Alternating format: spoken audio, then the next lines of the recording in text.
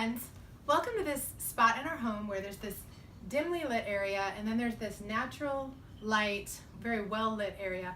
Over here, this used to be a reading nook and now it has a bunny cage, the things we do for our children. Over here, there is a school space, arts and crafts, a whiteboard with lists of things that we need to do. There's an outside door because we walk out and we step out with purposeful action, right? This represents where I am right now as a person and as a leader with this business, and I want to explain it a little bit.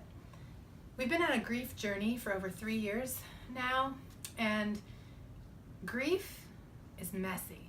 I wish that it were like some of the books that just spell it out, like you go through this, then this, then this, then this, then this. Check. It is not that way. There are emotional triggers and memories or moments, life moments. We still need to go through 16th birthdays and 18th birthdays and weddings and grandbabies and all the things in the future. I know there are some messy bumps in the road ahead, but we're learning how to cope and we're learning how to embrace that ashes turn to beauty and that darkness turns to light. But I haven't always done a really great job. Popularity right now shows that like self-discovery and taking the Enneagram test and StrengthsFinder and all that is really big. Well, I'm an Enneagram 7 with a wing 8. So if you're familiar with that, you'll know what that means, that I'm positivity to the extreme, avoiding collapse at all costs, seeking exhilaration as a coping mechanism is a big deal for me. Positivity, positivity, positivity. And my top strengths for StrengthsFinder are ideation, strategic, positivity, input, and belief. And then I've got like whōle and communication and adaptability. So in these top 5, you can see how the Enneagram and the StrengthsFinder go together. Well, we lost a surprise baby that we were so excited about to miscarriage at 10.5 weeks. And then we lost Mike to a situation where if the medical community were different and systems and medications had been in place to have been seen and heard, we would not have lost him and had to deal with those injustices and lots of questions for a man whose autopsy report showed how healthy he really was, but he's not here. Lots of questions there. We lost the ministry property, the 47 acres, the 6,000 square foot ministry home with all kinds of stuff in it that was there for ministry purposes as well as our home, and then tried to figure out how to smush that into a smaller space, which we nicknamed Writer House, a place to huddle and to heal. But then we also put a lot of it into storage with this ministry on pause. We want to get to it, but we don't know what it is right now, and it's just sort of there and waiting. And then, as we were signing papers on this home, we got a call about my dad, went to Atlanta, and in just a couple of short days, he passed away. And that brought on moving my mom here and figuring out where her baseline of health really was, thinking that she could live in assisted care, but finding that she needed skilled nursing in and out of the hospitals. I've been in and out of hospital situations and dealing with government paperwork and hospital paperwork so much for 3 years. And I have just had it. Like, I have been like, Lord, why? What is all of this for? I remember 2 different leadership events, speaking with Dr. Hill, Emily Wright, and Cody Beaumont. All of them asking them, like weeping, saying, I don't know with compliance if I can have a doTERRA business authentically, and thinking that they would say, yep, you can't, sorry, you're done. Instead, they hugged me, and with tears, each one of them said, you need to share your story. Tell your story. Tell your story. The world needs your story. So I've been wanting to do that. I've been wanting to be a good leader, but I've been balancing messy grief. It's been getting in the way. And so here's my coping mechanism.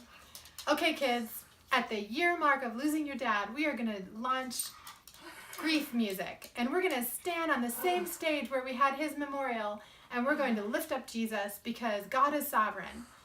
And so we did. And we Just like Job said, blessed be the name of the Lord. I was like, kids, his praise will continually be in our mouths. In times of tragedy and in times of blessing, we praise the Lord because he is sovereign and he is good and he's got a plan and a purpose for this. So I'm coaching my kids, coaching myself to believe that. I would write a lot in Facebook. You've seen a lot of my posts where I'll let these moments of emotion out, but I always have to wrap it up in a bow. My friend Shannon said to me, Amy, you do not always have to have a bow at the end of every one of your stories. And I said, yes, I do, because Jesus, there's always hope. Well, last month, after spending the month of January in the hospital with my mom, my dog gets very jealous whenever I'm speaking to you. So I'm going to hold her for a second. So all of January, I was in the hospital with my mom. I didn't think she would make it. We ended up moving her to a whole new place, new doctors, new staff, new everything. She's in a diminished state, which is really difficult to deal with. But it all got to a stable place, and I could go on a writing retreat that I had planned for myself. And I set out to write Mike's material. But when I got there, I hit a true collapse. My wall was hard. And in this post, there's a short video that shows a glimpse of that. And I don't normally let people see, I don't even let myself go there or see myself. So it's pretty big deal that I'm showing you this. But I want you to see that when you hit a place of, I'm really sad and I don't know how to get rid of this, help, that it's okay. If you take illness and you remove the I and you put a W-E, it turns to wellness.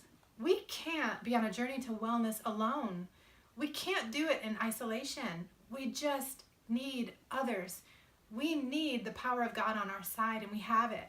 And we need the power of love of other people, and we have it. So I'm transitioning from this cluttery space because all of this stress began to fill my head in such a way. I see a reflexologist who's really more of a therapist, counselor to me on a regular basis. And I had said to him right before I made that trip, I said, Troy, I feel like I'm going to explode in my head with all of this stuff, and I don't know how to get it out. So I went and I began to collapse. And as I began to collapse, it was like this physical manifestation of the emotional roots were coming out. I had fevers, I had congestion, my muscles here were beginning to soften, and it's like 3 weeks of illness and collapse. But I had these amazing resources to know herbs and tinctures and oils and which oils to use for the emotion, which would also address the physical symptoms, those red flashing lights of what was happening. And I began to give myself the permission to shut down and to focus on healing at the deepest places. It was so good for me. And I want that for my children. I want that for you. I want that for us all. So I came out of this and I feel this clarity and I want to move forward. I don't want to be a terrible leader who lets the ball drop and can't finish anything because I don't have Mike. I'm hiring an administrative assistant to help me get to the finish of everything. My web guys are amazing and they're going to help me revamp this website until we get it right. And what I want to do is I want to help build bridges in the medical field of people who need to hear personal stories of collapse in others' lives, to know that patient and family voices need to be seen and heard, and intuition needs to come back in health care, and health care needs to be way more important than sick care, right? We're not doing sick maintenance. We want health care, and healing comes in that arena. I want to share open posts and dialogue on topics like grief, or parenting through grief, or devotions with children, or devotions as a business person when life happened and your business is here, but you really wish you were here. How do you handle that? Or if there's jealousy or envy, how do you handle that across your team? So I'm really excited. I want to give all that I can in those ways. And I hope that you'll join us. If you're on the Serving to the Last Drop team, this is for you. I want you to get plugged in. If you're not and you want to be, I have a page of my dream team I want you to read their bios. And if you connect with any of them, you don't have to come in as a team member to lead and to build and to grow a business, although it's available to you if you want to do that. It's amazing.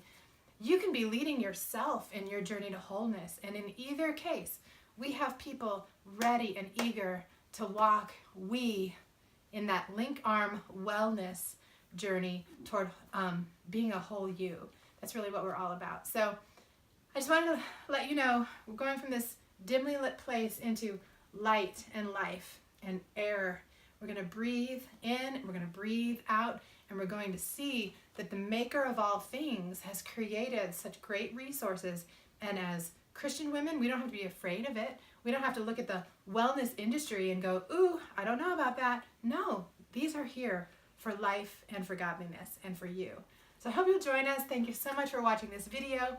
Thank you for watching the vulnerable video that's also in this page. And thank you for reading the content. I appreciate your time, and I'm here to serve to the last drop and to drop hope everywhere we go. Thank you.